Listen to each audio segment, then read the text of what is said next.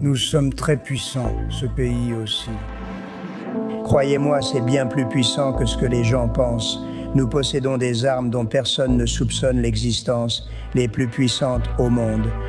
Le président Trump a essayé d'expliquer clairement aux dirigeants mondiaux qu'il ne fallait pas se disputer ni entrer en conflit avec l'Amérique. Si Poutine, par exemple, s'est contenté de montrer un dessin animé, puis un autre, Trump, lui, a d'abord montré comment fonctionne cette arme, puis a annoncé que nous allions l'utiliser.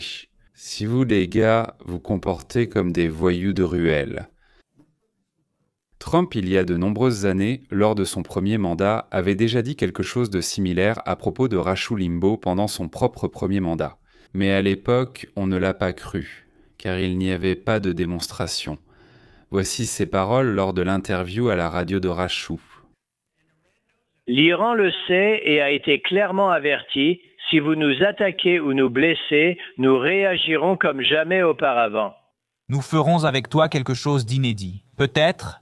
Je n'ai pas entendu cela de la part de Donald Trump à la radio ou à la télévision dans une interview. Des mots qui commencent par la lettre F. Mais peut-être que j'ai raté ça. Concernant le fait que nous avons des armes dont personne ne connaît l'existence, eh bien, à part les Israéliens, bien sûr, alors regardons cela. Et oui, nous sommes très puissants, ce pays est très puissant, et je dois dire qu'il est bien plus puissant que ce que les gens imaginent. Nous possédons des armements inconnus de tous, ce sont les plus puissants au monde.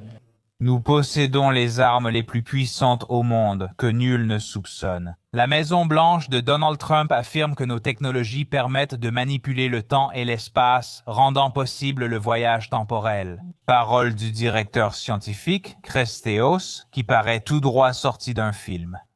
Donald Trump a confirmé cette semaine avoir utilisé des armes laser et sonores contre Nicolás Maduro et son équipe, déclarant « Oui, nous les avons utilisées ».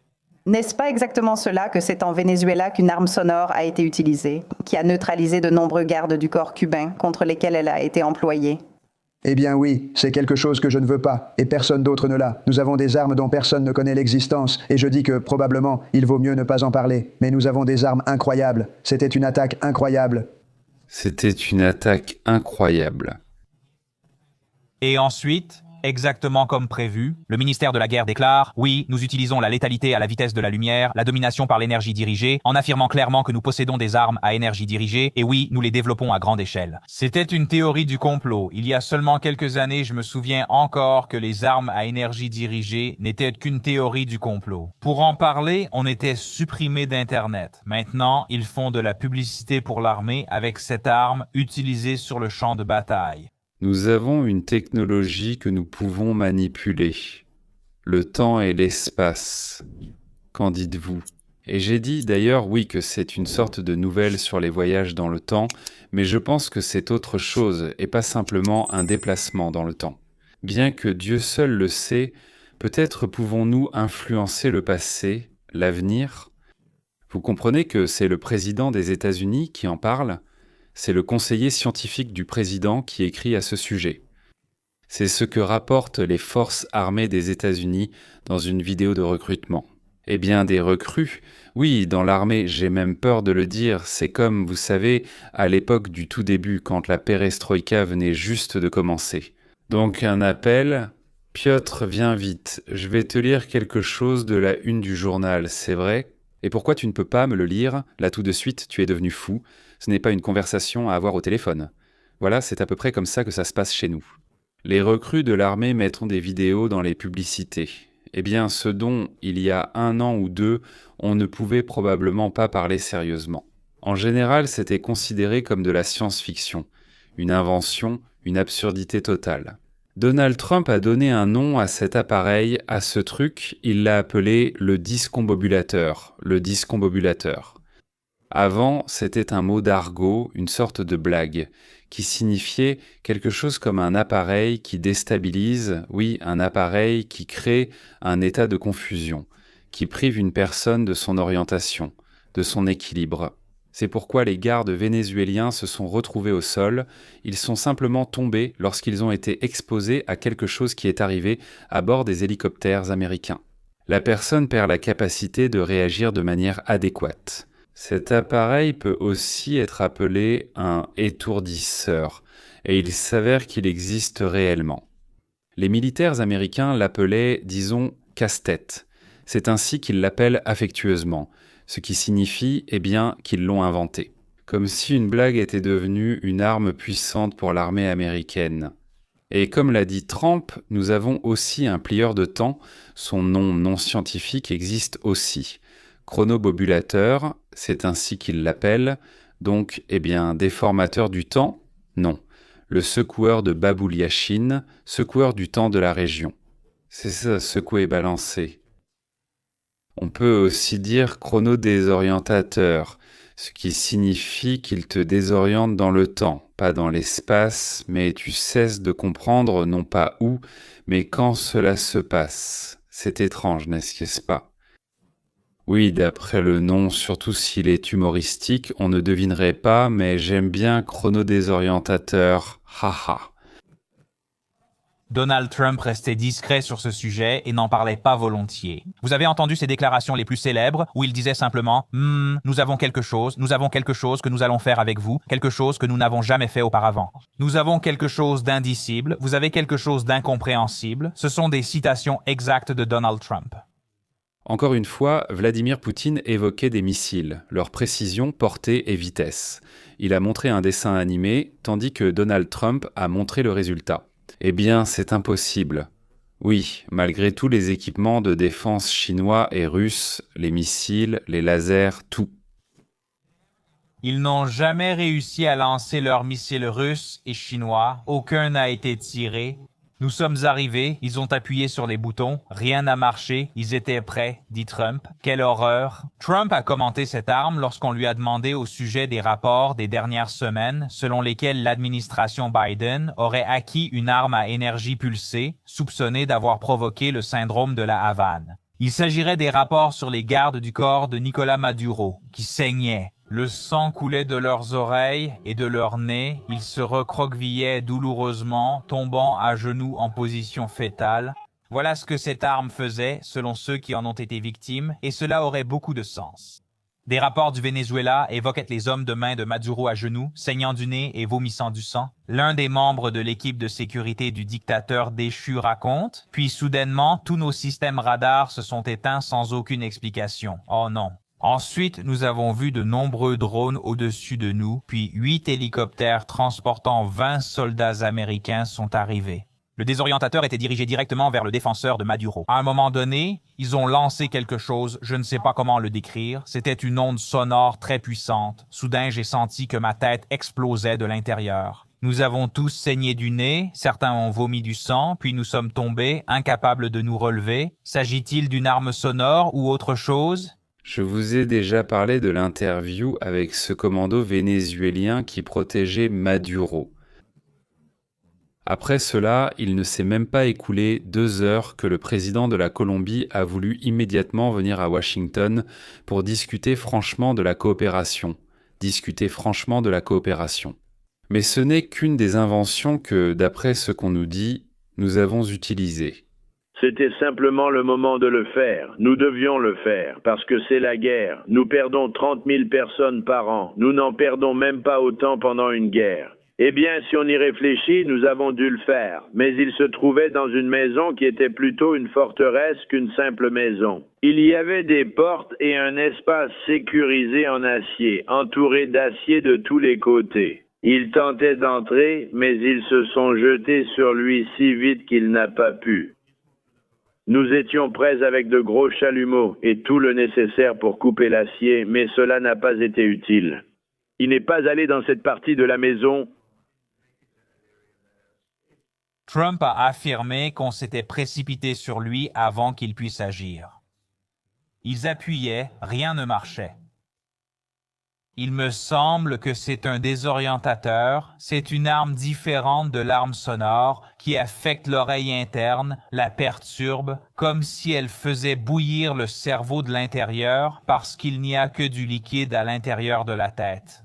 Et quand tu agis dessus correctement, avec une onde sonore appropriée, micro-ondes, à la bonne fréquence, encore une fois, tu es complètement déstabilisé, tu affectes l'oreille interne et tout ton équilibre, puis tu peux même affecter tes sinus. Oui, c'est de là que vient tout le sang, et si tu en avales beaucoup, tu peux vomir. À mon avis, c'est ce qui est arrivé. Je pense que c'est différent. Le désorientateur a servi pendant le raid, mais je ne peux pas en parler. Aucun missile n'a été lancé, ils ont tout essayé sans succès. La sécurité au sol dit que tous les radars se sont éteints en même temps. C'est une technologie secrète, Trump. On ne peut pas en parler. Oh mec. Sur les navires de la marine, donc de la flotte militaire des États-Unis, il y a des canons étranges, ils ne tirent pas des projectiles, mais ce ne sont pas non plus des lasers. Qu'est-ce que c'est? Qu'est-ce qu'il y a là? D'ailleurs, au large du Venezuela et de l'Iran en ce moment. Le contrôle de MC Mora est effectué non pas par un animal, ce qui signifie qu'il est bien géré. Si vous observez un bateau qui s'approche en se déplaçant à la surface de l'eau, vous pouvez viser précisément le moteur et désactiver uniquement le moteur, sans nécessairement endommager autre chose. Ce type de travail avec des armes de haute précision n'est pas possible avec des armes conventionnelles, qui causent généralement plus de dommages collatéraux. Efficace contre de multiples menaces terrestres et aériennes, ce système n'est pas spécialisé comme d'autres armes de l'armée, limité à des cibles uniquement aériennes ou terrestres. L'étape suivante consiste à neutraliser les missiles entrants. Il n'est pas nécessaire de viser, de chercher, d'appuyer sur des boutons, il n'y a rien à faire. Cet appareil détecte lui-même la cible et la détruit. Ou plutôt, il la fait exploser avant qu'elle n'atteigne sa cible. Les Européens effrayés se dépêchent de faire la queue pour embrasser l'anneau, mais tout le monde n'est pas autorisé. Les salauds tenant des propos anti-ukrainiens ont aussi commencé à s'inquiéter. Bonjour, je suis Vitali Portnikov. Le ministère des Affaires étrangères de l'Union européenne l'a indiqué dans un document confidentiel. Dans un rapport confidentiel à ses membres, l'Union européenne exprime son inquiétude sur la concentration excessive des pouvoirs. Au Conseil de la paix, récemment créé par le président Donald Trump, j'apprends que Donald J. Trump a décidé d'organiser le Conseil de la paix. Eh bien, il en a le droit, il fait ce qu'il veut. Là, il s'est lui-même nommé président. Moi aussi, quand j'organise une entreprise, je me nomme président, n'est-ce pas? Je suis le président, puis je recrute des gens, j'ai organisé l'entreprise. Mais pour une raison inconnue, l'Union européenne s'en est beaucoup inquiétée. C'est-à-dire que demain, disons, le Cambodge, oui, un grand pays, le Cambodge organise un comité de gestion de l'Asie centrale. Boum, ils l'ont organisé, ça ne regarde personne. Oui, et soudainement, les pays du monde entier s'indignent de cette initiative cambodgienne, ainsi que de ce chef du Cambodge. Il s'est autoproclamé généralissime. C'est vraiment n'importe quoi. Comme on le sait, Trump a signé la charte du Conseil de la paix et continue d'y inviter les dirigeants de plusieurs pays, tout en retirant aussi ses invitations. C'est déjà arrivé avec le Premier ministre du Canada, Mark Carl.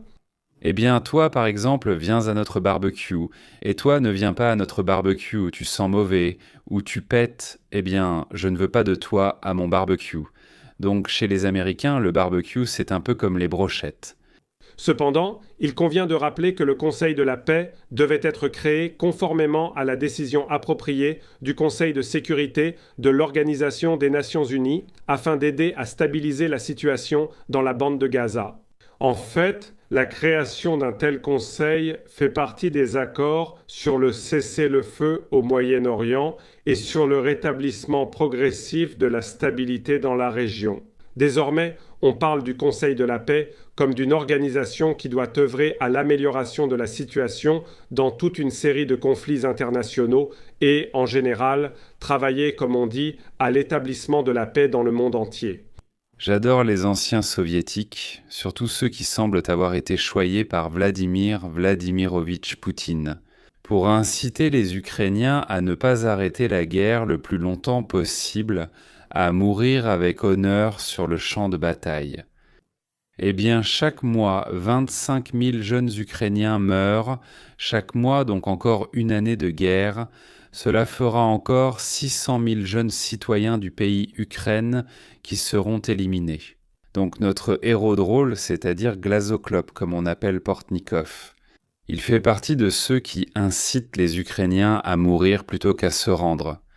Bien qu'aucune décision pertinente du Conseil de sécurité de l'Organisation des Nations Unies n'ait donné un tel pouvoir à ce Conseil, il ne s'agissait que du secteur de Gaza. Et il s'avère que Donald Trump étend de facto les pouvoirs du Conseil. Il est temps de raconter où Eduardovitch Savramchi Goebbels, son quasi-homonyme, je dirais même son frère jumeau, proposait de dire 80% de vérité et de la mélanger avec 20% de mensonges. Portnikov, lui, il est encore plus fort que Goebbels. Il mélange 80% de mensonges et 20% de vérité. Vous ne me croyez pas? D'accord, alors passons aux faits. L'idée du Conseil de la paix a été initiée par Trump, pas par lui. Dès le début, il a proposé de créer ce conseil sous sa présidence. Il a dit « Créons le Conseil de la paix et j'en serai le président ». Tout cela est vérifiable et on peut découvrir des choses. Donc, jamais, quoi qu'il ait dit à ses portniks, cela n'avait rien à voir avec l'Organisation des Nations Unies. Mais qu'est-ce qui avait un rapport avec l'Organisation des Nations Unies? Je vais vous l'expliquer maintenant. Dans le projet de la charte, il est clairement écrit « Président Trump sans limitation de mandat, il écrit ce qu'il veut, avec droit de veto, il interdit ce qu'il veut. » Et vous pouvez ne pas aller dans notre jardin d'enfants, vous promener, s'il vous plaît, personne ne vous y oblige, avec le droit de modifier la charte à tout moment, quand il le souhaite, de créer et dissoudre des structures subordonnées. Il en crée une, puis si ça ne lui plaît plus, il la dissout. C'est-à-dire, c'est mon pot. Si je veux le mettre sous le lit, je le mets là, ce que je veux, je le fais avec. En novembre, nous arrivons jusqu'à l'Organisation des Nations Unies. L'Organisation des Nations Unies SOV, sans l'Organisation des Nations Unies. Il a adopté une résolution où il a salué la création du Conseil de la paix qui sera dirigé par Trump, qui a le droit dans ce conseil de faire absolument tout ce qu'il veut, de renvoyer qui il veut, de faire absolument tout ce qu'il veut. Ce qu'il veut, il le fera. L'Organisation des Nations Unies a salué la création de ce même Conseil de la paix. L'Organisation des Nations Unies n'a pas inventé ce centre du Conseil, et elle n'a pas nommé Trump non plus, il s'est nommé lui-même, il l'a voulu et il s'est nommé.